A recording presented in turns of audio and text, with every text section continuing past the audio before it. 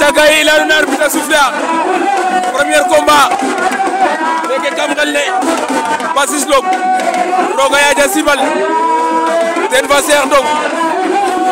Cheikh ama fa roga yaja Cheikh ama fa roga yaja simal waaw dans 16 minutes ama fut roga yaja simal a jaxla jaxit de Cheikh ama fa roga yaja simal roga yaja jaxla jaxit de waaw combat ñeful la nun nene roga yaja simal bo ndik caba fule aca roga yaja c'est le sport